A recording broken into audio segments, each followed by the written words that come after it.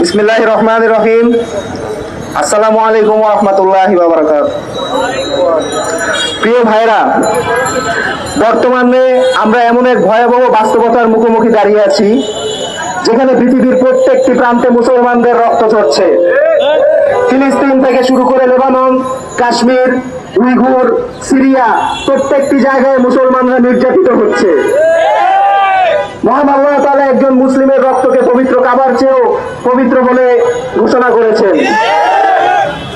আমরা আজ বাংলাদেশের মুসলমানদের শরীরে সেই একই রক্তের দাবিতে আমরা আজকে এই জায়গায় একসাথে হয়েছি। আমাদের প্রাণের প্রিয় নবী হযরত মুহাম্মদ সাল্লাল্লাহু আলাইহি সাল্লামের বিরুদ্ধে ভারতের কাফির মুশরিকরা অপমান করেছে। আমরা এর তীব্র প্রতিবাদ জানাই এবং এর দৃষ্টান্তমূলক শাস্তির দাবি জানাই। কিন্তু এখানে উপস্থিত ভাইরা, আপনাদের কাছে আমার এক প্রশ্ন, এই দাবিটি আমরা কার কাছে জানাবো? কে আছে যে আমাদের এই বিচারটি শুনবে, যে এই বিচারকে বাস্তবায়ন করবে? আমরা যদি ইহুদি জাতির দিকে তাকাই তাহলে আমরা দেখতে পাই বেঞ্জামিন নেতানিয়াহু, সে তাদের জাতির অভিভাবক।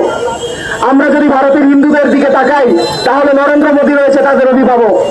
আমরা যদি খ্রিস্টানদের দিকে তাকাই তাহলে দেখতে পাই তাদের পোপ কিংবা বাইডেন রয়েছে তাদের অভিভাবক হিসেবে।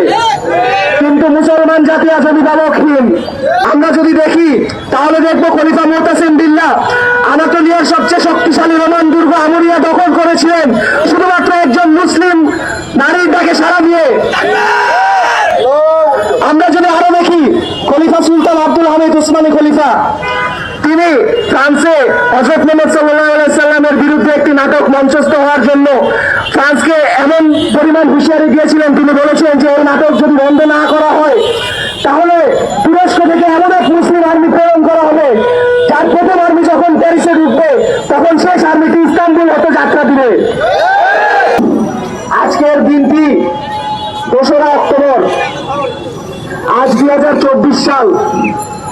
আজ থেকে প্রায় 100 বছর আগে 1187 সালে সুলতান সালাউদ্দিন আইয়ুবীর নেতৃত্বে পবিত্র ইসরার ভূমি ফিলিস্তিন এবং মসজিদ আল আকসাকে ক্রুসেডারদের হাত থেকে নিয়ে তিনি মুক্ত করেন।